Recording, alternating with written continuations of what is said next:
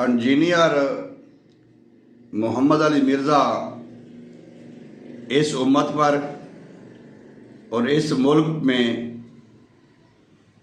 ایک فتنہ ہے، فساد ہے، اور جن کا دین کے ساتھ دور دور سے کوئی تعلق نظر نہیں آ رہا، اور یہ اس بات کو تو بچہ بھی جانتا ہے کہ پیچھے سے کرنٹ اس کو ملتا ہے تو یہ چلتا ہے۔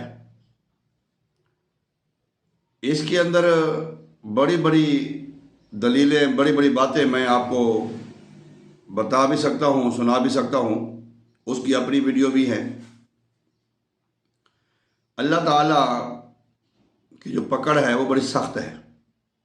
ان بطش ربک لشدید، اللہ تعالیٰ کی پکڑ، بے شک اللہ کی پکڑ بڑی سخت ہے۔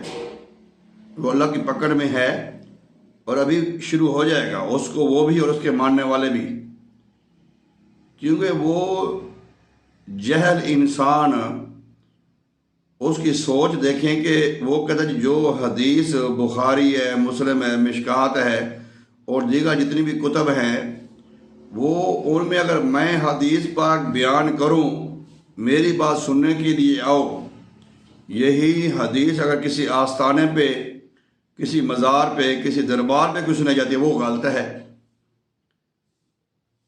یعنی کہ اللہ تبارک و تعالیٰ کے جو خاص برگزیدہ بندے ہیں، جو کہ صدیوں سے اس کائنات میں چلے آ رہے ہیں، پچھلی امتوں میں بھی تھے، اس امت میں بھی تھے، ان کے اوپر یہ اٹیک کرتا ہے۔ اور جو آج سے 1000 سال پہلے بھی بزرگ آئے ہیں، جنہوں نے دین کا پرچار کیا ہے، جنہوں نے دین کے لیے اپنا تن من دھن قربان کیا ہے، جن کی وجہ سے لاکھوں غیر مسلم اسلام میں داخل ہوئے ہیں، جن کی وجہ سے بے شمار لوگ اللہ سے جو دور تھے وہ اللہ کے قریب ہوئے ہیں، اللہ کے قرب میں آئے ہیں، گناہ کرنے والے، برائیاں کرنے والے توبہ طیب ہو کے وہ اللہ کی راہ میں آئے ہیں، تو انہی کا وسیلہ بنا ہے۔ دیکھیں، یہ خدا نہیں ہے، نہ یہ محمد مصطفیٰ صلی اللہ علیہ وسلم کے برابر ہیں۔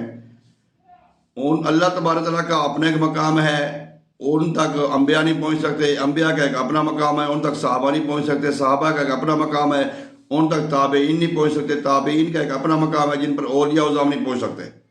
یہ درجہ بدرجہ ہے، لیکن اللہ تبارک و ان کا مشن، مقصد ایک ہی ہوتا ہے کہ اللہ تعالیٰ کی جو مخلوق ہے، بھٹکی ہوئی مخلوق ہے، اس کا تعلق اپنے اللہ سے کرانا۔ مرزا جہلمی، اس میں کوئی شک و شبہ کی بات نہیں ہے، کسی کے کہنے پہ یا کسی کی جو غیر مسلم قوتیں ہیں یا جو اسلام کی مخالف قوتیں ہیں، ان کے کہنے پہ یہ چلتا ہے۔ اب دیکھنا یہ ہے کہ یہ ایک طرف کہتا ہے کہ میرے پاس پیسہ نہیں ہے، میرا کوئی کاروبار نہیں ہے، دوسری طرف یہ آفر یہ کرتا ہے کہ کوئی بندہ بھی کہیں سے آنا چاہتا ہے میرے پاس دین سیکھنے کے لیے تو آئے، میں اس کو دین سکھاؤں، میں اس کو کرایہ دوں گا، اس کو رہائش دوں گا، اچھی گاڑی کا خرچہ دوں گا، جہاز پہ ہے، ٹرین پہ ہے، بس پہ ہے، جیسے بھی ہے۔ تو بندہ پوچھا بھائی یہ تیرے پاس پیسے کہاں سے آتے ہیں جو تو کرتا ہے؟ پھر اس کے آپ جو جتنے بھی فالوور ہیں، جو اس کے ویڈیو دیکھتے ہیں، جو اس کو آپ اس میں ریسرچ جا کے کریں گے، وہ زیادہ وہی لوگ ہیں جو اسلام کے مخالف لوگ ہیں، وہی ان کو زیادہ دیکھتے ہیں۔ جہاں تک بات ہے نا کہ یہ بڑا عالم ہے، بڑا علم والا ہے، یہ کوئی بڑی بات نہیں ہے، یہ کوئی بڑی بات نہیں ہے۔ ہمارے سامنے علم والے کئی بیچارے گرتے ہوئے دیکھے ہیں، اسی لیے حدیث پاک میں آتا ہے کہ سب سے پہلے جو جہنم میں نا وہ عالم دین جائے گا۔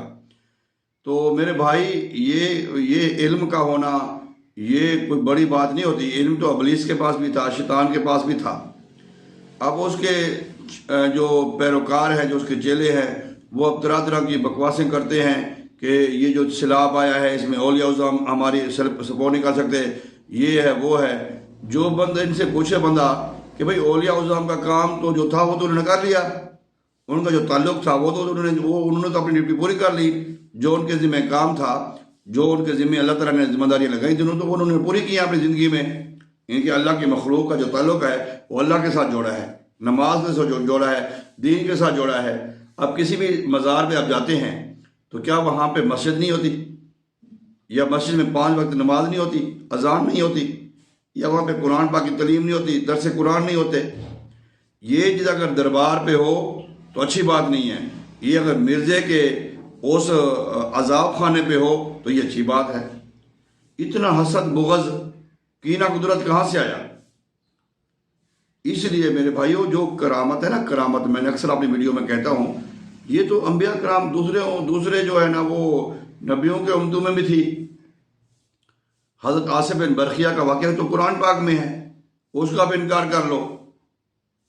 اگر اللہ تبارک و تعالیٰ نے ان سے کروایا ہے سلیمان علیہ السلام کے ایک امتی آصف بن برخیہ سے، تو محمد عربی وسلم کے بھی ایسے بے شمار غلام ہیں جن سے اللہ تعالیٰ نے بے شمار کرامتیں کرائی ہیں. ان کے ایسا بے ادب اور گستاخ بندہ کہ سلیمان علیہ السلام کے امتیوں کی کرامتیں مانتا ہے، ان کے بابوں کو مانتا ہے، اور جو امام الانبیاء ہیں ان کی امت کے جو بزرگ ہیں ان کو نہیں مانتا. کہتا ہے یہ باب شاہی کوئی نہیں. اب یہ کہہ رہا ہے وکیلوں جیسا ہے ہی کوئی نہیں. اب یہ اپنے کافی بندوں سے ناراض ہو گیا بندہ، یہ اپنے چاہنے والوں پیروکاروں سے ناراض ہو گیا ہے جو آؤٹ آف کنٹری ہیں، جو دوسرے ممالک میں بیٹھے ہوئے ہیں کہ خبیثوں مجھے بچاؤ، آ کے میرے اوپر پیسہ لگاؤ، مجھے باہر نکالو، میں جو بھونکتا تھا کتے کی طرح میں وہ دوبارہ وہ شروع کرو. بھائی کوئی خوف خدا پیدا کرو. اتنی حسد بغض بھی نہیں ہونا چاہیے، وہ بھی اللہ کے بندوں کے ساتھ. یار آپ نے وہ حدیث قدسی نہیں سنی کہ اللہ تبارک تعالیٰ فرماتے ہیں جس بندے نے میرے دوست کے ساتھ بغض رکھا، عداوت رکھی، میرا اس کے ساتھ اعلان جنگ ہے. بھائی تو اللہ کے ساتھ اعلان جنگ کر رہا ہے. ان میں ایسے بندے ہوتے ہیں جو کون فیکون کے مقام پہ ہوتے ہیں، جن کی بات اللہ تعالیٰ راضی نہیں فرماتے. اللہ تعالیٰ آیت الکرسی میں بھی آپ نے پڑھا ہے اور قرآن پاک میں بے شمار جگہ پہ ہے. تو میں ان کو اور ان کے ماننے والوں کو یہ کہوں گا، جو بھی اس وقت ہوا ہے اچھا ہوا ہے، اس کو بند رکھنا چاہیے، اس کی زبان کو بھی بند کروانا چاہیے، اس کے ماننے والوں کو بھی اس کے ساتھ جیل میں رکھنا چاہیے. اگر یہ کہتے ہیں نا کہ وہ ان کی سنت ہے حضرت یوسف علیہ السلام کی، تو یہ جتنے بھی ان کے پیروکار ہیں وہ بھی یوسف علیہ السلام کی سنت پوری کر لیں، جا کے اندر چلے جائیں، کم از کم زمین پہ فساد تو نہ پھیلائیں. یہ جو تمہارے فساد کی وجہ سے اتنا عذاب آیا ہمارے ملک کے اوپر، سیلاب کی صورت میں، طوفان کی صورت میں، بارشوں کی صورت میں، اتنی گستاخی آپ نے گستاخی کی حد کر دی، انتہا کر دی ہے. یار بچے کی سالگرہ کرتے ہو، وہاں پہ لائٹنگ کرتے ہو، بڑے اخراجات کرتے ہو، نبی صلی اللہ علیہ وسلم کا میلاد بنانے کے لیے آپ کہتے ہو یہ خرچے کیوں کرتے ہو؟ کرنٹ لگتا ہے آپ کو پتہ نہیں ہماری جو لائٹوں سے یا ہمارے یہ جو بتی ہم جلاتے ہیں. تو بھائی مرزا غلام محمد جہلمی کا تعلق اسلام کے ساتھ نہیں تھا، وہ اسلام کے منافی چل رہا تھا، اس کے پیروکار بھی ایسے ہی ہے. اگر بات کرتے ہیں علم کی، تو علم کا ہونا، علم تو پادریوں کے پاس بھی ہے. جتنے بھی غیر مسلم مبلغ ہوتے ہیں نا اپنے ان کے پاس سارے علم ہوتے ہیں، سارے علم سے ان کو سکھائے جاتے ہیں.